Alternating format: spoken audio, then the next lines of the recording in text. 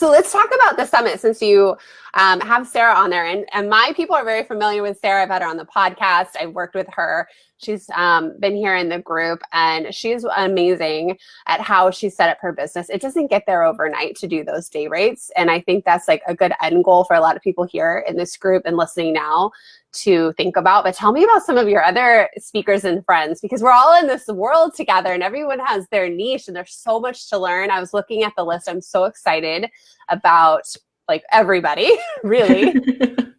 I love it because it's really a great gathering of people. I love the way that I thought to break it down, which is like going from the visibility aspect, where I have some people who are talking about podcasts and speaker pitches. So I have Aurora Gregory doing speaker pitches and how like you can set it up so you can start getting on stages. And that's for some people. I've met some people who originally they were not doing speaking, and like especially with the pandemic, they got into speaking, and like so they're like, that's completely supporting my business right now, is being able to get on stages and be paid for getting on stages, because it gathers you visibility as well as if you can get paid for it. That's freaking amazing. Yeah. And so for most people, like they don't start doing it because they don't know how to pitch it. They don't know how to say like, how can I be a speaker? How can I start doing summits? How can I start being on podcasts? How can I start getting in front of large groups of audiences like at Funnel Hackers Live or anything of that nature? Yeah. How do I get someone to trust that I can deliver to their people? So we have her speaking on that. We all know that we hate SEO. I have a good friend, Sharon McCaskill, who's talking about how to repurpose something you've already done, get it SEO ready, so that way you can turn it into a blog on your website. And so that helps like the podcasters, that helps people who do YouTube videos. So you're not just using one piece of content somewhere, you're also bringing it back to your website to make sure you're getting that domain authority. So that is so good, because a lot of the virtual assistants here in this group are doing that for their clients, or like need to add that as a service. Like their clients want this. Like everybody listening, your clients want to repurpose anything they've already done. So that one's going to be really helpful. Yes, I'm super excited about that one. When she pitched originally, because she's originally from the niche world of doing gluten-free, and when she started getting super amazing at at SEO, to the point where she was like outranking Food Network on some of her recipes. So wow. And so when she told me that, I was like, that's crazy. And she's like, well, let me start teaching people about SEO, because it's really not that difficult for me. I learned it and now I applied it. Yeah. And so when she said like, I would love to do something on the summit, I was like, yes, you will. and then for lead generation, like once you get visible, a lot of people, they can get in front of all the people, but it's getting them to get on their calendar. It's getting them to actually come into their business. And so I have people like Tiffany Kellogg, who talks about referrals and how to just easily create a post. She has a simple framework for creating a post that very easily you post like once a week and you get new leads into your business every single week. And when she told me that, I was like, you're kidding me. And I did it once, and I filled up my discovery calendar for the next week. And I was my gosh. Oh. It's like, so her framework is phenomenal. I have, for all the lead generation, I have Rachel and Dome on Pinterest, and being able to take that blog post that you made with Sharon and then being able to put it on Pinterest to be able to skyrocket getting leads on autopilot, because like Google, it's a search engine and it's just continuously there. And a lot of people treat it like Instagram, that shelf life is like 2 minutes, whereas Pinterest, the shelf life can easily be a couple years. And I like the spin on it to help everyone here in this group, help you get clients from that. Not just doing the Pinterest work for your clients, but using it as a way to be booking those discovery calls and getting those leads. So like we often neglect our own business, like that post you're talking about, like on Instagram. Like I know I should be doing that, and sometimes I just need the push and the reminder and the easy framework to remember to promote myself. And that's what I love. Like, I'm going to skip over day 3 because day 3 is one of my favorites. But in the last day is all about like systems and organizing yourself. And I have Megan Summerall, who comes in and talks about like doing your own to-do list. And like she runs her business. She runs multiple 6-figure businesses, and she does it in 4 hours a day. She is extremely like, this is how we're going to knock these things out. And she's I've never been task oriented. I've never really been like, let's just knock things out. I'm like lackadaisical. Like I will watch a little bit of TV, be trying to do the multitasking thing, and then I'll get through my day. When I get through my day, I'm perfectly fine working 16-hour days, even though it's not right. But like it's not really a 16-hour day, because like, oh, I took a break to watch fruit baskets.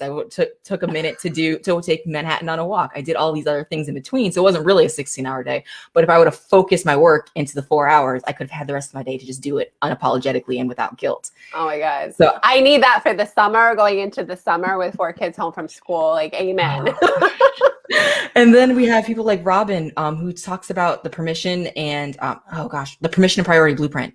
And it's basically prioritizing your health and your business. That way you run your business on your days, and then you also can take care of your clients. That way you have that balance. You have that, okay, if you want to set aside Mondays to work on your business, that's the day that you might check emails in the beginning of the day, you might check emails at the end of the day, but otherwise, it's all your business. It's not you working on client stuff. Yeah. And that's something that you feel guilty about in the beginning, but you know that if you don't do it, you're not going to continue to have client stuff. And that's when you go through those valleys of, oh, I have a lot of work. And then it's like, oh, I don't have a lot of work. I need to hustle again. So instead of doing that, it levels it all out because you're constantly working on your business. Oh my God, so needed. And yet for some reason, when it comes to my own business, it goes like bottom of the stack, client work first. So I know how important it is. And I know my students struggle with this too. So, I'm excited. What was that one called again? Who's doing that? The permission and priority blueprint. It's Robin Carberry. Okay, cool. Oh my God, that's gonna be good. It's so good. And then the one of the other ones that's on that day is Profit First by it's Rocky Lavini. He's re-talking about the idea of profit first. But he talks about that, and something that he said that actually came up today when a post came up in a group, and they're like, how do you avoid all of these $27 templates and all of these strategies and getting caught up in the idea of shiny object syndrome? And something he says is that basically if you're setting up your business that way it's profit first, and let's say your profit margin, that you want your profit margin to be 10%, then you're always setting aside 10%. So if something that is $27, you multiply by the reverse. So with 10%, if that's 10% of it, then the 100% of it would be $270. And that's how much revenue you have to bring in to buy that thing. Is it worth it? Is that worth you going and finding $270 worth of revenue right now? And when I started doing that, I was like, that thing's not worth $270. I want to go make that $270, but I also don't want to buy the thing that's $27 if it's not really worth $270. So that has made me start looking at things like, that's not the true cost. The true cost is the $270 or $970. And now I'm like, that thing's like, even if it doesn't have the value of it, and that's comes back to the psychology of getting that offer stack in there and having it so they know that this is actually going to solve their problem. It's going to be valuable to them. And can you show that value, which is incredibly important. Now that I know that, the science of the stack just becomes so much more important to me. Yeah. But when I see that now, I'm just like, this thing is crucial to this might be something I want to do, but it's something that I'm not going to really touch until a year from now. So therefore its value right now isn't important to me because I don't want to have to go find $270 right now. Yeah. Oh my gosh. That's been a game changer for me. I have normally it used to be my wall just sits on my desk and I just keep on going and going and going. And now I'm it's all the way across the room and I don't even go and touch it. Yeah. Oh my gosh. I think that's so hard early on too, because there's always, like you said, shiny object syndrome. We think we're going to have some solution that is going to fast track us, and it always costs a little bit here and there, and it adds up. And I was just talking about this with my team, and I think a couple big wigs were admitting that they went into debt early on in their business because they were not making smart choices, and it just adds up so quick. So, but good. We've talked about Profit First over in my membership, which is my work group. And I think that has been a game changer for me to first remember to pay myself, because I was bad about that when I started my business. And then that profit account makes you so happy at the end of the year too. It's really if your business is working for you and you get to reward yourself, whatever that percentage is, it feels so dang good and makes you want to keep going. Right. And then the day that I skipped over sales. So of course your presentation is on the sales day, which is monetizing Facebook groups, which is incredibly important. And I like it that it pairs with, on the second day, we actually have someone who's creating and building engaging Facebook groups, which obviously is something that you know how to do because you can't monetize it if you don't do it. Yeah. But it's nice to have those two presentations in depth gone into on following each other like that. So that's a part of the sales day. I have Renee Rebar, who talks about how to get a yes on every single sales call pretty much. And I love her methodology. It's something that I've easily started applying to my business, where it's we're pretty much on the discovery call. essentially you don't want to push, but you're still going to get a yes. And the way in which you get a yes is by telling like, hey, let's talk again in a couple of days after we've slept on it. Because most people are going to say that I'm comfortable with that. That is a yes that they can give you. Is that unless they just flat out know I'm never going to work with you because for whatever reason it got awkward. It got weird. Like you didn't really want to talk about it, or like they don't like you or whatever happened. If they get to the point where at that point, like you also know that. So why would you continue on? Like, it's just like, okay, like I don't have to give you an offer.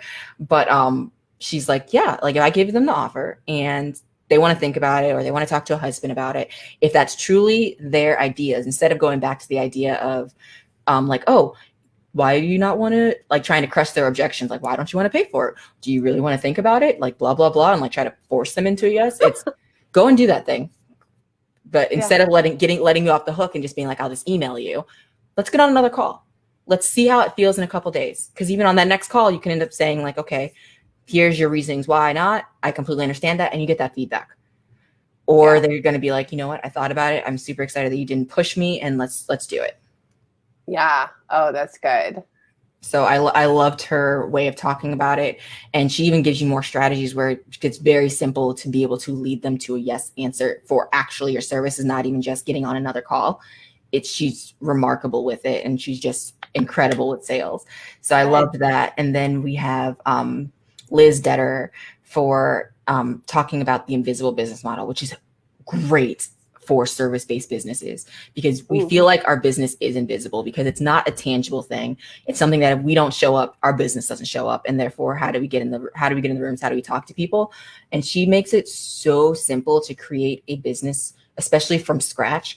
And that can be a boutique business where you're still making easily $120K a year with just a couple clients. And with all you need to do is close a couple clients, which means you only need to get on a few sales calls.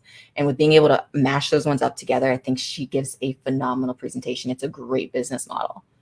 Oh my gosh, this is so exciting. So I love how you arrange the summit with like a topic for each day. I also love that it's not 2 weeks long. No offense, but lately I feel like it's been a little bit of a like summit overload, and just like that it's clear and concise and I know what I'm getting. Like it's super exciting. So remind me what day 1 and 2 were. Day 1 is for visibility. Day 2 is for leads. Okay. And this is all important for everyone here who's a freelancer, especially. And I know I have business owners here who are course creators, membership site owners. Like this all applies to you too, but especially those in my world who have that digital service you're providing. Whether you're a VA or you've niched down to your thing, this is all strategies and tactics you could use in your business, and also like applying some stuff for your client work. So it's like the best of all worlds. So awesome. Okay, I put a link. I didn't even say this. I put a link in the description. You guys can go sign up for the Scale Your Sales Summit. It's happening June 8th through 11th. And tons of good speakers. We have like 28 different people? Yes. Oh, exciting. It's so great. And I love the way that they actually just like link together. It really just comes together with the fact that happens and that it comes in a natural progression. So you're getting it, like we said, like you talking about visibility on day 1, leads on day 2, day 3 is sales. And then day 4 is systemizing both yourself and your business. That way you can automate and outsource. And I feel like that was the best way to put it because that's the way in which you're naturally going to progress through your business.